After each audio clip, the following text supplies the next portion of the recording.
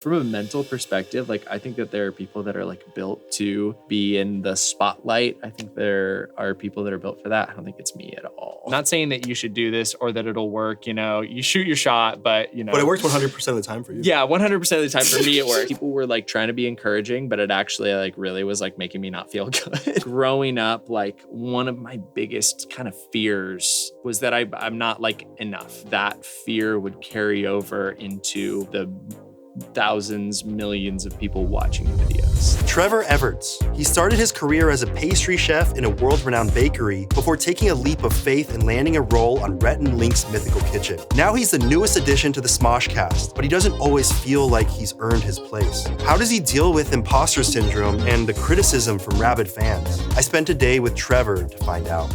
Hello, Trevor. Oh my God. Hello, sir. Hi, Anthony. You are the newest cast member at Smosh. That is correct. And also the youngest cast member at Smosh. We haven't quite passed the threshold of someone being born past 2000. You're 99, baby. Yeah, 99. July 99, so. There we go. The reason I bring that up is because you grew up as a fan of YouTube and YouTubers when you were young, and you were just telling me how you realized like this could be a career that someone could have. That would be my dream job. And now you have it. Yeah, no, literally watching like you and Ian, like OG PewDiePie, we were talking about it, like Slenderman, Amnesia, watching like Gary's mod videos, like me watching that was like, I would love to do this. That's so well. Yeah, I remember actually having that thought when I was younger, like if YouTube is around for as long as I think it's gonna be around, the people who are like children watching this are going to have this as an aspiration and they might eventually be doing it, and here you are. Yeah. Is that wild to know that your life kind of panned out in the way that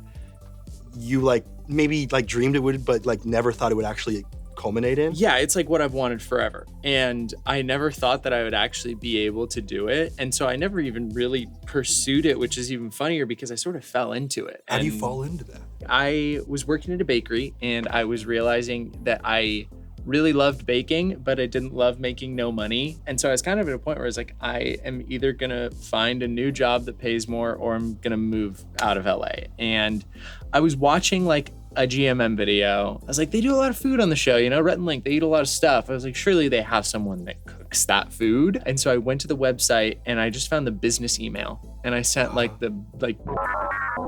not saying that you should do this or that it'll work, you know, you shoot your shot, but you know. But it worked 100% of the time for you. Yeah, 100% of the time for me it works. But yeah, I just sent an email. I was like, here's my resume, here's a little bit about me. And I got an email like a month and a half later that was like, hey, we have a spot open. Would you like to come in and interview? And I was like, I forgot that I even sent that email, but yes, I'd love to come in. You'd be surprised how much that works actually. There's, I think, 4 of the people that work at press like the exact same thing. Really? I'm not saying it always works. No, yeah. But like to show that you're excited, passionate, maybe even a fan. Yeah. Like were you a fan of Rhett and Link up to that point? I think that was one of the reasons actually that Josh, Mythical Kitchen, like wanted to hire me was because I grew up on YouTube and because I had so much knowledge of just like YouTube in general and like the digital media space, and it's just been like such a big part of my life. Sitting on YouTube for hours a day watching videos actually helped me get a really awesome job, mom and dad. So yeah, get out. Eat your words. What was that like getting that email back after forgetting you'd even sent it? It was crazy. I mean, because I wasn't getting a lot of emails at that point in my life, you know? And so I got an email from like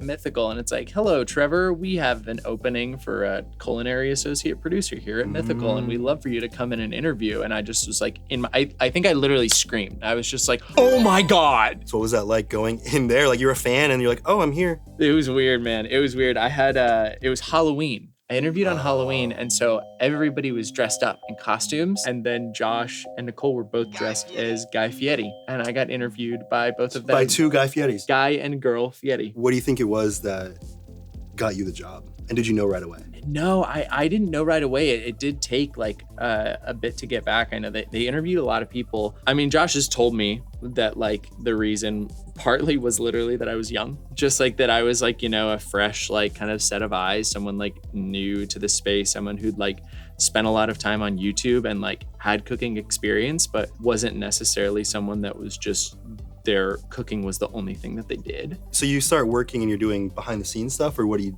doing on Mythical? the Mythical Kitchen channel launched like at the start of 2020. So I got hired November 22nd was my first day. So I literally had like 3 weeks of work before we went on holiday break of just like my first day. Josh was trying to beat the world record for most baby food eaten in a minute. So I was like doing my HR like training on my laptop while he was like beer bonging baby food, which was awesome. Great environment. Yeah, super awesome, fun work environment. But yeah, kind of from the get-go, they just started putting like me in videos. I mean, at the time it was just me, Josh, and Nicole. And so we would do videos where it was like the three of us doing something. And I was so bad. Bad at what? Just being on camera, like being entertaining.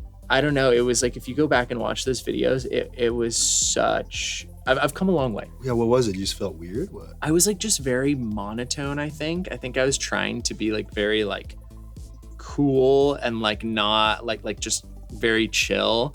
And it just came across as me being like no personality. It was weird. I don't know. Yeah, I feel like, especially coming onto a channel that's already established, it already has a fan base, you're kind of trying to give the audience what they want, right? You're like, the audience probably wants this, and you're not even able to be in the moment because you're thinking about what the audience wants from you. Yeah, I was just trying so hard not to be weird.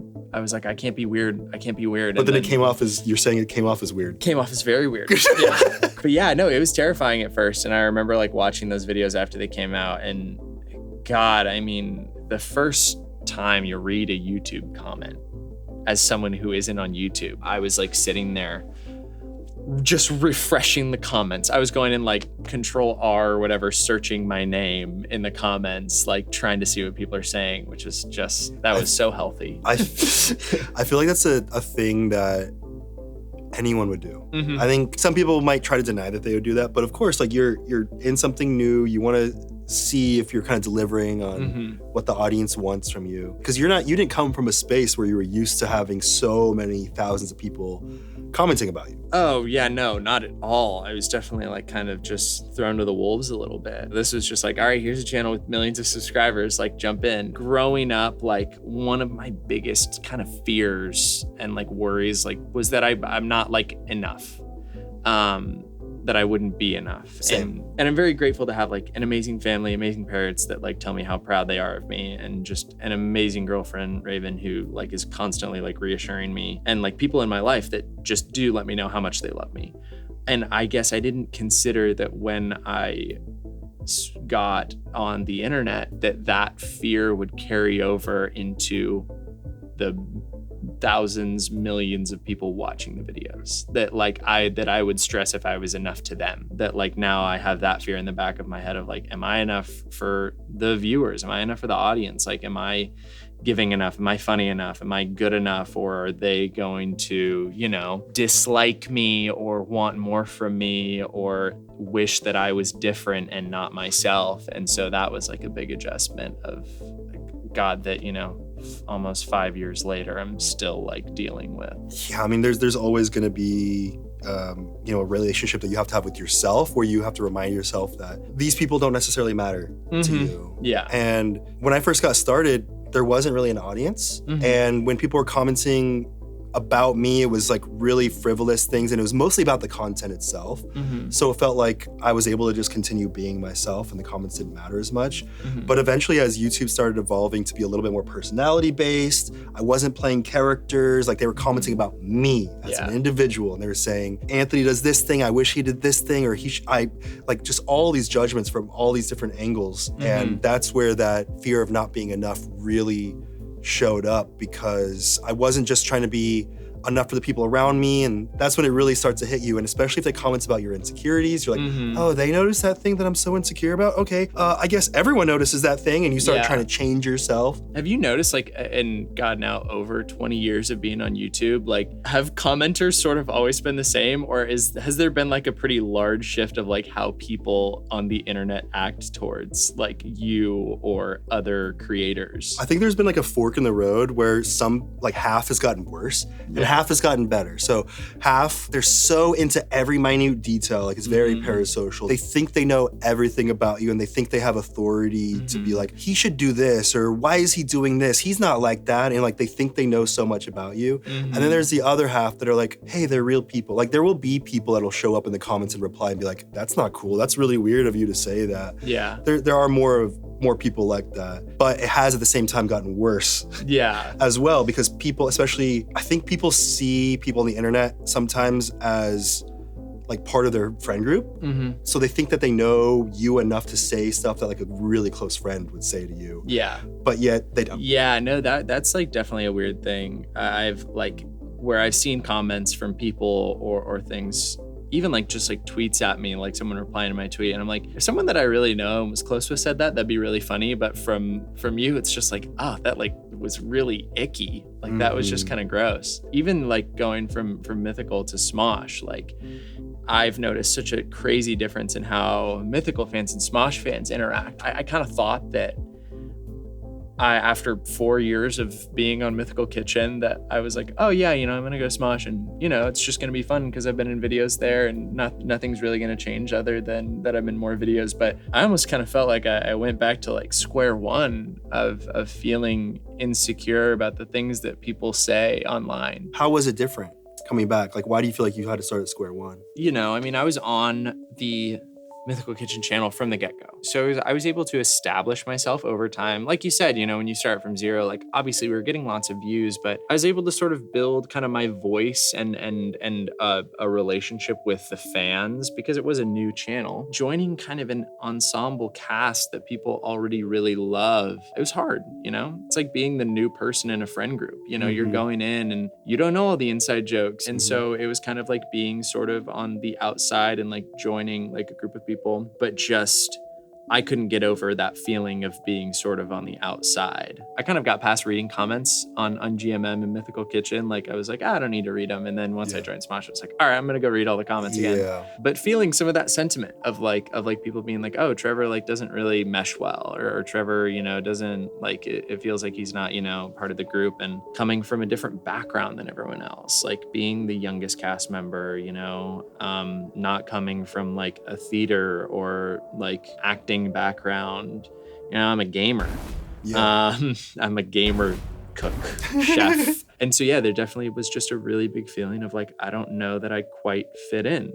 And that scared me because like I want to fit in, and it's a really hard balance to find of like, I want to fit in and be a part of this group, but I also want to still be myself. I don't want to change who I am because I think that it's going to make people on the internet like me more. It's a weird balance that I'm still figuring out. It's a weird kind of feeling that I'm still working through. But again, not to the fault of anyone at Smosh. It's really just this internal thing of like, I'm just trying to figure out my place and my voice and where I'm at. I feel like it's easy to forget, but you were brought onto the cast because you have a unique perspective, personality, like because you are different. If you were the same as everyone else, it wouldn't be additive in the same way. You want a wide range of different opinions and backgrounds and interests. And like that's how you bounce off each other. That's how you introduce and show each other new things. I think, being part of an ensemble cast, you want to fit in, but the fact that you're different is actually what makes an ensemble feel like an ensemble. If there were 15 people that were all exactly the same, it wouldn't feel like an ensemble. It would just be like,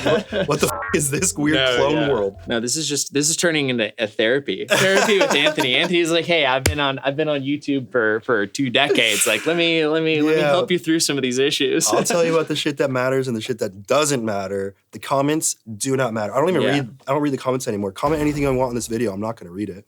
I'm going to read it, so don't be too I'm not going to read it. But like, you don't have to throw yourself out into the firing squad just because you feel like I gotta. In fact, I feel like the less you care, the more people actually are into you. There's like this magnetic trait of just being authentic, and people can tell when you're worried if you like them.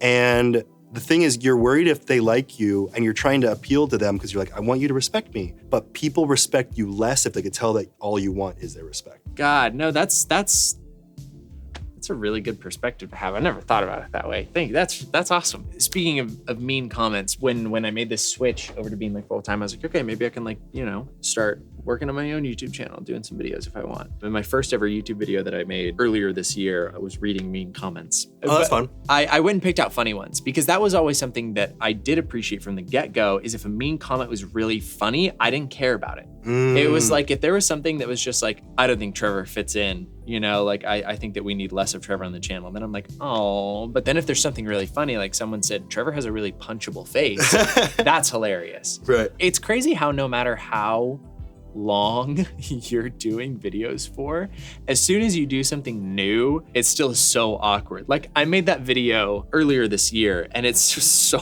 bad. That was this year? Yeah, it was this year. It was so like not good because like I didn't know how to do it. It was just me in front of a camera, which I've been alone in front of a camera plenty of times, but it now being like my own video and me doing it, I was very awkward. I've only made 3 videos now at this point. I think I'll make more, even though I've done a ton of content. I don't know what I love to do on my own.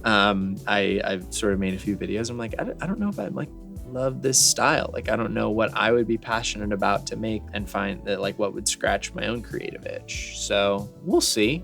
You know, stick around. There will be some new videos at some point. I feel like that's kind of a fun part about being part of Smosh, and you're also part of Mythical, but having that going on, and then you're like, oh, but I also get to create my own videos, and if they don't do well, whatever, because I already have this other thing going on. So that kind of takes away the pressure. Yeah, no, I really can just like throw anything at the wall. The big change this year was me going sort of freelance. Not having that security, I think, has also led me to be a lot more stressed about what people think. Because in the past, it's like I get a mean comment, it's like, okay, it doesn't matter. Like, I have my full-time job. I'm not gonna get like fired because, someone said something mean about me in the comments. But now I perceive them so much differently as like, oh, if people aren't satisfied and happy with what I'm doing, like they're the consumer. And if enough people don't like me, then I'll be gone. That's not the case. I can tell you that's not the case. He's the boss.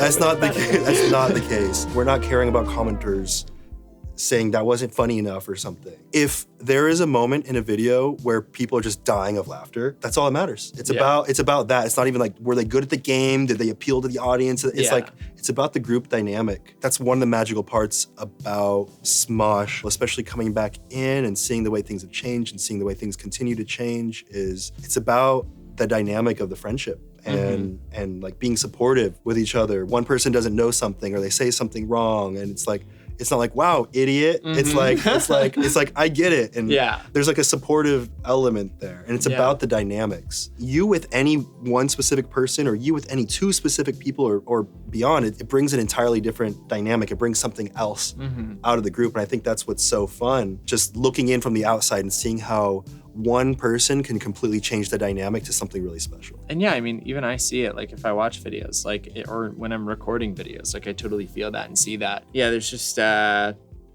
think lesson learned, I just need to go to therapy. You've also said that you've kind of felt this sense of imposter syndrome because the rest of the cast did an audition process and were hired because of their audition. You auditioned for Mythical, but you didn't necessarily audition for Smosh because you just started making cameos. Yeah. And they were like, Trevor, you in? Yeah. And you were like, yeah, I'm in. But also, in a sense, it almost feels like it has led to some insecurity of like, do I deserve this? That was a big thing. I really did.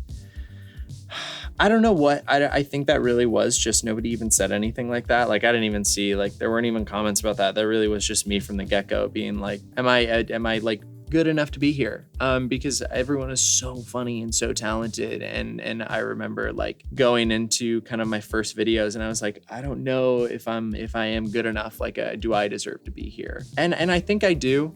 Again, like having, people in my life that are very encouraging, all the other cast members, that was kind of a hump I had to get over because it did sort of feel like a Nepo baby situation of like, oh, he's at Red and Link and he's been around and he's kind of friends with everyone already. So sure, we'll throw him in. I felt imposter syndrome about everything that I've done in my life, career-wise, like even starting out at Mythical, like I was like, I don't know if I deserve to be here. But then, you look down the resume of things and it's like, no, I do. I've worked really, really hard to get to where I am. Like I've worked my ass off and I've like really put in so much effort. So like I do. And yeah, I'm getting better. What do you think it would take for you to feel like you deserve it? I don't know if there's something.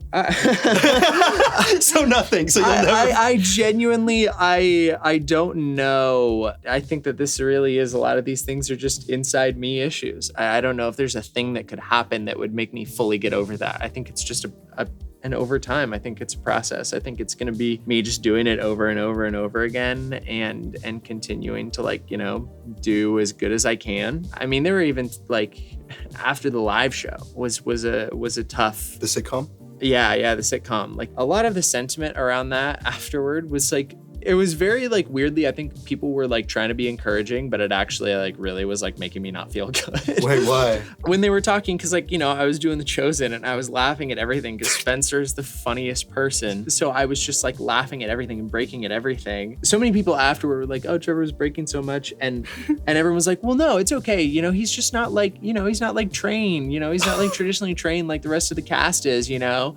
And I was like, well, no, that doesn't actually make me The rest of the cast isn't traditionally trained, by the way. Spencer was an editor. Yeah, Spencer was an editor. And I'm like, I know. Yeah, I was just like, I don't know. That doesn't make me feel good.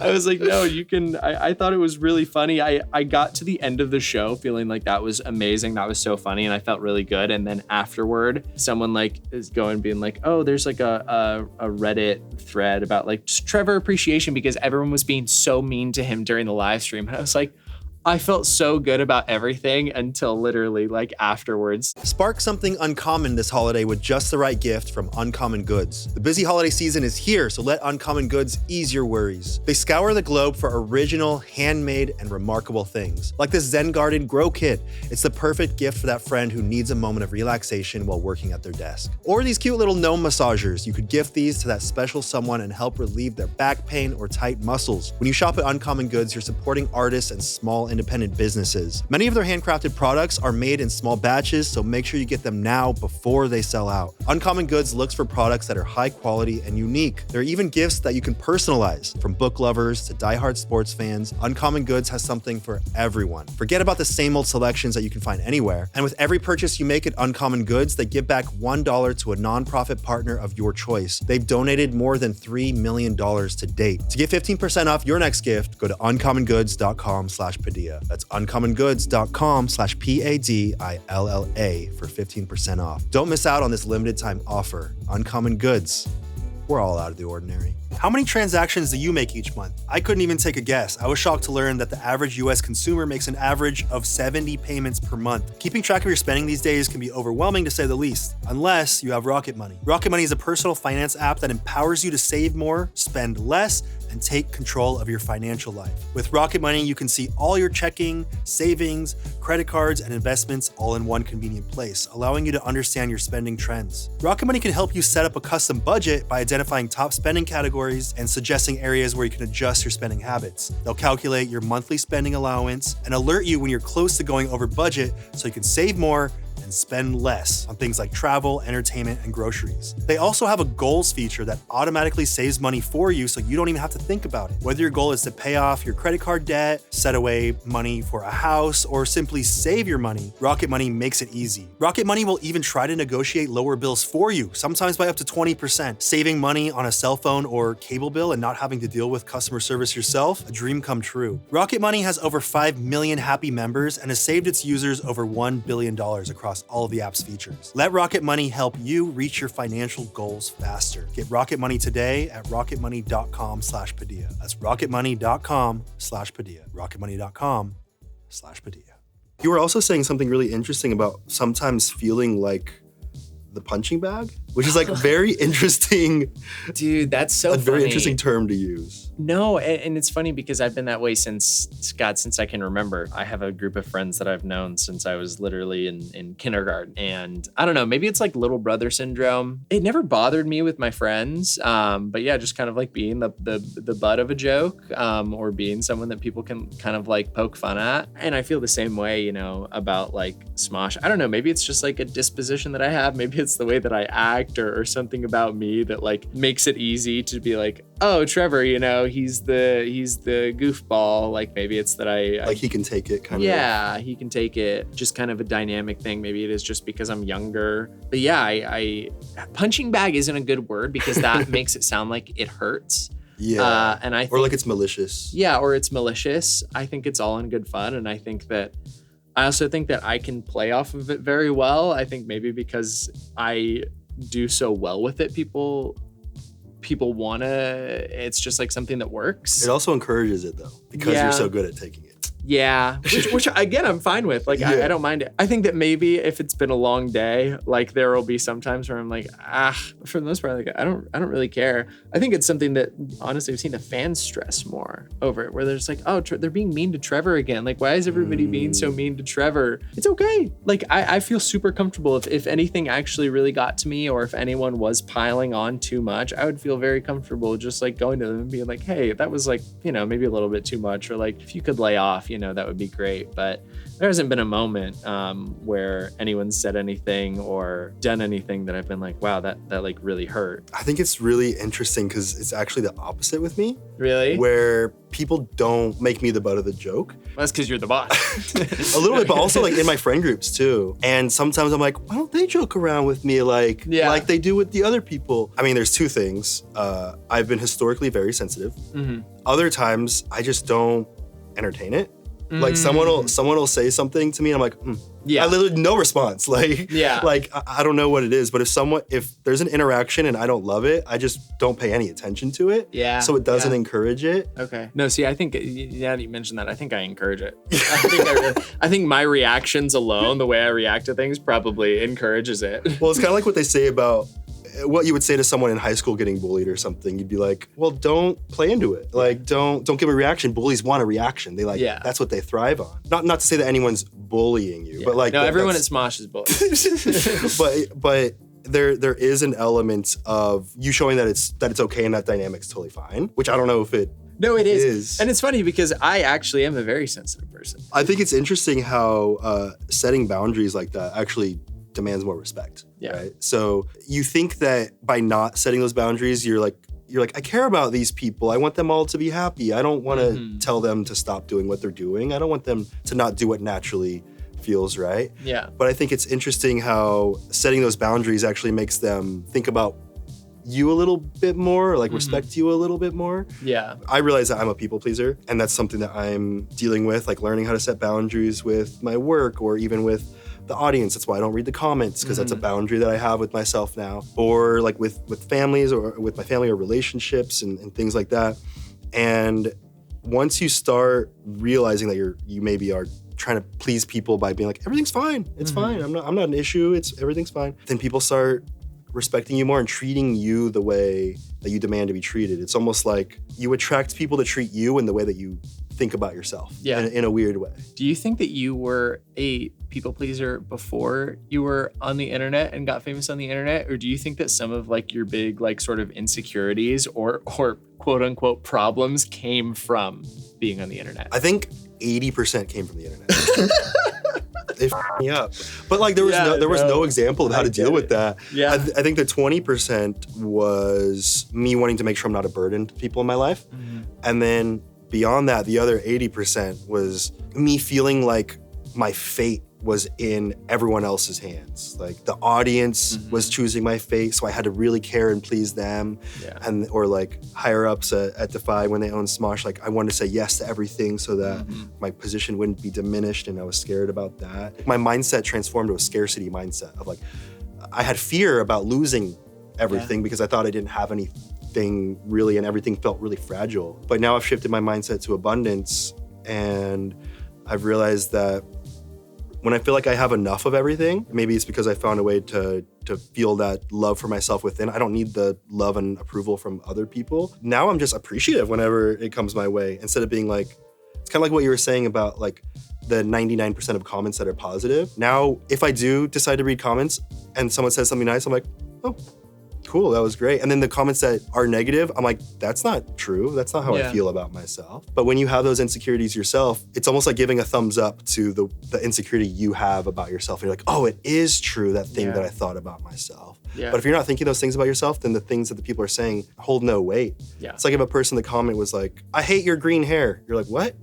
I don't, what? But if they're saying like, I hate the way you do that thing with your face, you're like, oh, that always was my insecurity. And then it just grows and festers in that way. Yeah, no, for sure. I'm very grateful for the people in my life that are like affirming and have given me sort of like confidence about things. I mean, Raven, my girlfriend who I've talked about a lot, she was a streamer for a while, but she isn't in content anymore. And God, I wish I had her confidence and approach to some things where I'm like, wow, this is so healthy the way that you deal with these things. But yeah, I mean, she always is saying the same stuff to me, just like, don't like, so much of it is projection. And so much of it also in a weird way, like, I don't know, I think some of it is jealousy. It's never coming from a place of like,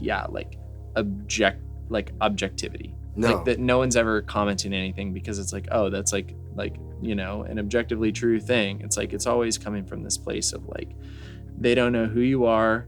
They don't know really anything about you except what they see on the screen, which really is God. Like, it's me, but it is not me. No. Josh always says, he's like, those aren't real people. He's like, they're not real people. Like as far as like our lives are concerned, like they might as well just be NPCs. I feel like I'm not trying to like rag on the fans or anything. Like we love But if you, they're leaving a negative comment, yeah, it helps to see that perspective. I think that's a funny thing of like when I talk about how I fell into it, like I actually really don't think I'm built for the internet. Really? I think I love doing what we do. I think I love doing what I do. I love being entertaining. I love being able to make people laugh. I love being able to make people smile. Sounds like what you do. Yeah.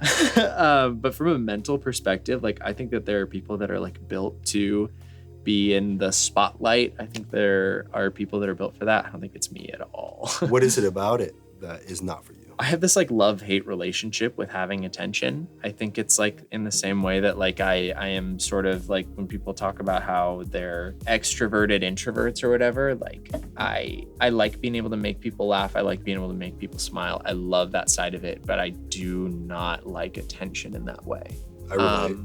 And so it's just this weird balance that I find myself having to strike of like, well, you have to have attention on you to do the thing that you love to do. So you got to figure out how to deal with that. I got to figure those things out if I want to keep doing what I love doing. It sounds to me like you're doing exactly what you want to do, but you don't like your fate in someone else's hands. It's scary. I mean, it really is when you talk about like how you have that worry that like, yeah, your fate, your livelihood is in someone else's hands, you know? If you're an accountant, like, and you lose your job accounting, there's, you know, other accountant jobs. Like people are always going to need accountants. For us, it's like, it really is, you know, it comes and goes. It ebbs and flows. Like people are always going to need Smosh. But it is a scary thing. Like you don't always, you don't have, God, when I think about like how I don't have transferable skills, I do, like I know how to cook, but as far as like YouTube goes, like the resume that I've built up, like it's scary, you know? Everything is a transferable skill. Everything is a transferable skill.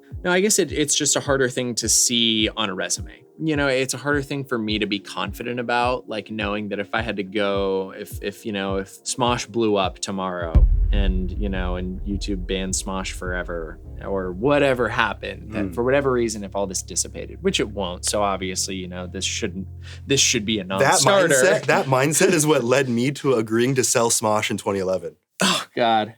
All right, you know what? Never mind then. As unsure of this time period in your life as you might be, I feel like people watching are actually vicariously learning through you, how it's okay to be in a transitional period in your life and not really be sure, and to kind of have that imposter syndrome and all the things that you talked about. I feel like you might not know it, but there's so many people watching that will feel a sense of safety or something in knowing that there are other people going through these same things, people that they look up to, people that are in the environments doing the things that they wish they could do, like in the same way that when you were younger, you were watching PewDiePie and Smosh. And there are people out there who 20 years from now, you know, will be talking to you because they were fans when they were younger and you were an example of someone that got through it. Yeah. And people are going to want to learn how to do that. And here you are living it right now. some of the most I've ever felt fulfilled, I guess, like in the content and like doing things was when I was doing my podcast over at Mythical. Trevor Talks Too Much.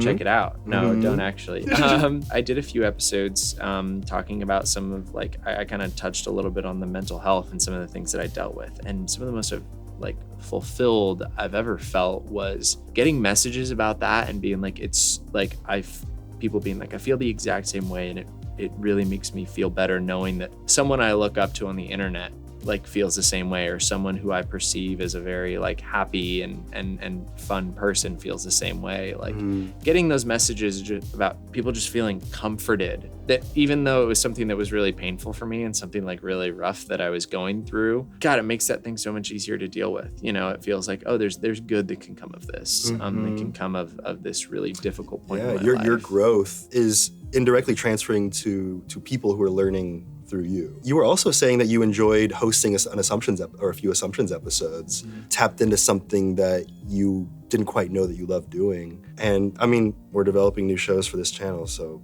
Oh, Mike and I have been cooking. We got some really terrible ideas.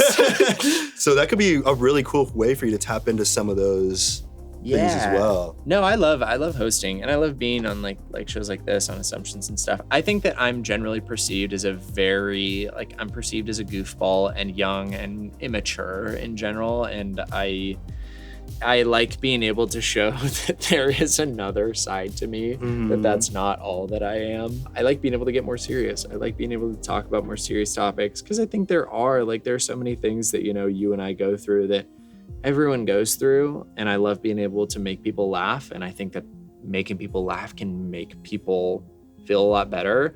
But I also think that people can feel a lot better if they know that, hey, we're not perfect. Like we're normal, and we go through the same things that you're going through, and it gets better. And you know, you can power through those things, and you can still find the things that you love to do despite those struggles, you know, that you're going through. There's something just so comforting about knowing like we're all dealing with this stuff. I mean, even like, God, me growing up and seeing people on YouTube, I felt the same way about like the creators that I would watch growing up, when they would get a little bit more serious, when they would talk about those things that they were going through. Even just like watching them as like a comfort. Like I know that like that was something that was really cool to me, was knowing that there were people that I watched growing up that when I was having a really bad day, when I was going through, you know, some of the more difficult times of my life, like being able to watch someone on YouTube watch a video and have that like brighten up my day a little bit, and make me smile, and you know, an otherwise like difficult period of time, like being able to be that for someone else is so fulfilling. Thank you so much, Dude, man. Appreciate it. Appreciate it. Thank you. Imagine if I just stopped being on my phone, how good I could be at Valorant. Valorant's such a healthy alternative to being on Twitter. Legit, I do think it's healthy. That is not a joke. There are video games that I believe are a waste of time, but like when the majority of the gaming that I'm doing is either with Raven or with my friends, like it's me hanging out with my friends. It's socializing, yeah. Yeah, it's socializing. When the majority of gaming that I'm doing is because I want to hang out with my friend who lives in Indiana, who I can't, you know, I don't get to see in person, or Mike, wherever he is behind one of those walls, who refuses to hang out with me in person. And he says, I don't like the way your face looks. I'd rather just keep this to a voice call. It's nice, you know, to hang out with him. That's my short little video game soapbox. You can leave it in, or you can take it out. Is he getting up to hit you or punch you or? No, you just flip me off. Oh, okay.